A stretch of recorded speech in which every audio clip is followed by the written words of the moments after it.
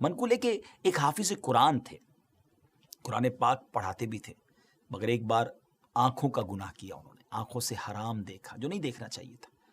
اس کی نحوست یہ ہوئی کہ ان کو پورا قرآن ہی بھلا دیا گیا، پورا قرآن بھول گئے، بہت گھبرائے۔ حضرت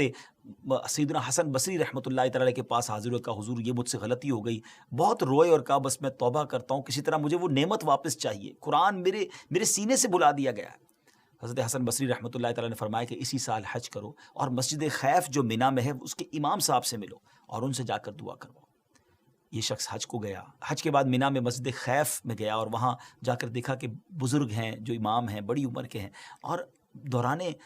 ملاقات انہوں نے دیکھا کہ ظہر کے بعد کوئی بڑی عظیم شخصیت آئی جس کے استقبال میں سب لوگ کھڑے ہو گئے۔ بہرحال ان سے وہ گفتگو فرماتے رہے، یہ بندہ انتظار کرتا رہا کہ کب امام صاحب جو فارغ ہوں، اکیلے میں ان سے بات کروں۔ بہرحال جب عصر کا وقت آیا، امام صاحب اکیلے ہو گئے تو ان کے پاس گیا اور کہا حضور میں بہت پریشان ہوں اور یہ ایسا ہوا اور میں قرآن بھول چکا ہوں اور میں چاہتا ہوں کہ نعمت مجھے واپس مل جائے۔ بہت نیک شخصیت تھے وہ، ہاتھ اٹھایا انہوں نے اور جیسے ہی ہاتھ اٹھائے دعا کی تو گویا دوبارہ فوراً اس کے سینے میں قرآن حفظ ہو گیا، دوسرے لفظوں میں کہیں کہ انسٹال ہو گیا۔ بڑا خوش ہوا یہ شخص۔ تو اب امام صاحب نے بڑا انوکھا سوال کیا کہ تمہیں کس نے میرا پتہ بتایا ہے؟ تو اس نے عرض کی کہ حضور مجھے حسن بصری رحمۃ اللہ تعالی نے آپ کا پتہ بتایا ہے۔ امام صاحب کہتے ہیں اچھا، انہوں نے میرا راز تم پر ظاہر کر دیا، انہوں نے بتا دیا کہ میرے پاس تم نے آنا ہے، یعنی دوسرے لفظوں میں کہ میرا مرتبہ انہوں نے تمہیں بتا دیا ہے۔ سنو اب میں ان کا راز بھی تمہیں بتاتا ہوں کہ آج ظہر کے وقت جو شخصیت ہماری اس مسجد میں آئی اور ہم نے سب نے کھڑے ہو کر ان کا استقبال کیا،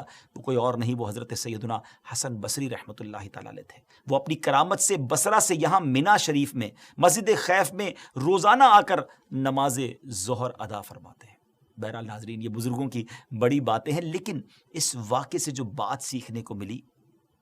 کہ نسیان جو ہے وہ عصیان سے ہوتا ہے، گناہوں سے انسان بہت زیادہ اس کا حافظہ کمزور ہوتا ہے، اور پھر جو حافظ قرآن ہوتے ہیں ان کو تو مزید اس بات کا خیال رکھنا چاہیے کہ وہ اپنے گناہوں سے اپنے آپ کو بچائیں تاکہ قرآن کی نعمت جو ہے وہ سینے میں بسی رہے۔